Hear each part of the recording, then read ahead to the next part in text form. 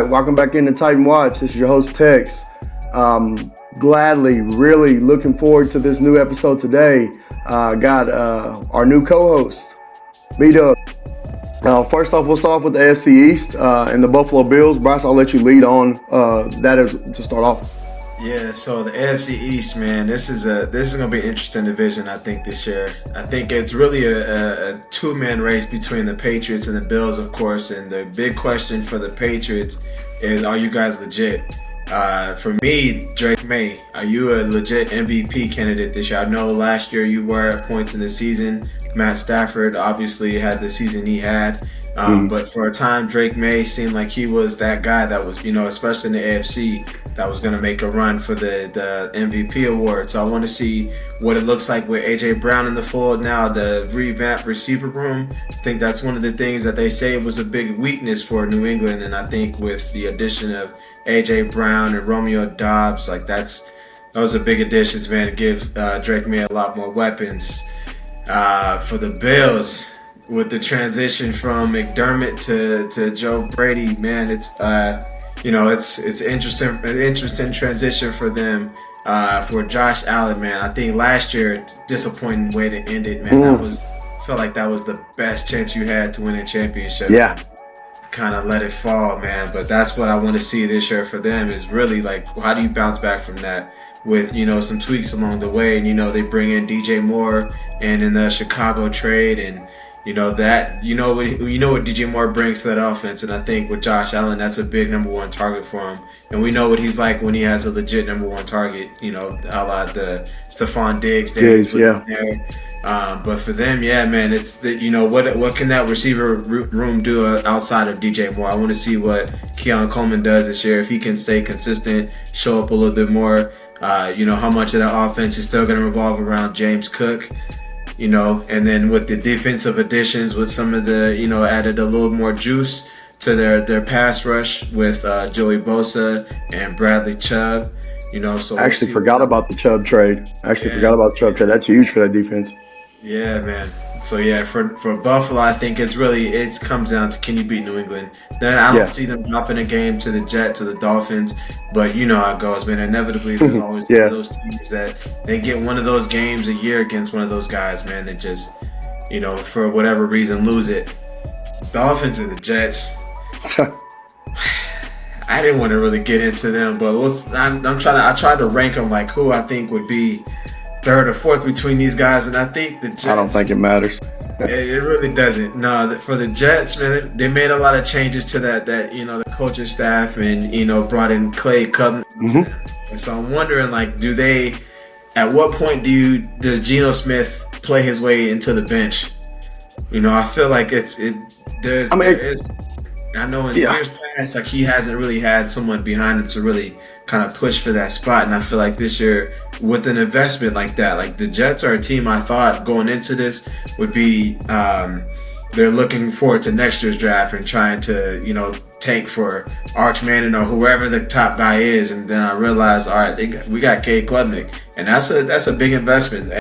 Yeah, and for the Dolphins, just to finish it up, Malik Willis, is he a product of the system, or can he be the system? That's the big question for Miami. Outside of, what are we doing at wide receiver? We let go of Jalen Waddle, we let go of Tyreek Hill, we bring back Malik Washington, who's a wide receiver 3 at best. I think their best receiver is Jalen Tolbert, who was like a receiver 4 in Dallas. Right, honestly, probably the most polished resume of any of those guys there at this point. So, man, that's saying a lot because he doesn't really have that much of a resume. Exactly, right. More of a special teams guy in Dallas and played some bits and pieces at receiver. But man, that's a tough room. That's a tough room to give a quarterback, a guy that you just put money into. And, with Devon Achane coming back, it's not enough. You need some juice outside, and they really didn't do much to address that in the offseason. I feel like you can stack the box against Achane now with, you don't really feel like you have a threat out there you don't have the Waddle or the Hill taking off the top to, make those guys, those safeties be deeper. So. Right. Yeah, but overall, man, I got it. If I had to choose a winner of that division, I'm going Patriots. I think they added enough offensively and defensively to really dominate this division, I think, outside of a game against Buffalo. But I see them handling the Jets and the Dolphins very easily. But it really comes down to, can you beat Buffalo twice? Yeah. Can you beat Buffalo twice is how you're going to have to win that division. And don't, like you said, I don't see them dropping to Jets or Dolphins. I'll run through mine real quickly. I just want to kind of, 'cause I have a different prediction on who wins that division. I think that's still the team to beat is the Bills. I do still think they're the team to beat. Even with some of the things you said, I kind of missed I forgot about the Chubb addition. That defense is going to be much, much better with that addition. So with him, that even helped me. I think Joe Brady coming to that offense is going to be huge for them to just not have to look at McDermott and run things by him. Now it's his team. It's his what he's saying. And I mean, we've seen Joe Brady offenses. I know it's college, but that Joe Brady offense with Joe Burrow, Jamar Chase, and Justin Jefferson in college was dynamic. And I think using Cook, using DJ Moore, and using those guys, you can be dynamic with what they have there. I mean, they still have Shakir. That dude's electric too. Yeah. DJ Moore, my bad to cut you. They're both kind of the same speedy type of receiver, but I think he's more of a polished receiver than Shakir. Yeah, no doubt. And we both said it. I think their biggest weakness is the receiver room.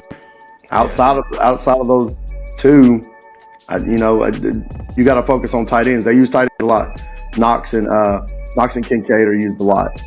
So they focus on those guys a lot because of their receiver room being so weak. And I mean, I was looking at, I think it was a CBS ranking. They got them as the 29th best receiving room in the NFL. that's you got to have some production elsewhere if you're going to be the 29th. All right, so I'm going to guess that they're in front of Miami. Yes, Miami was the absolute worst.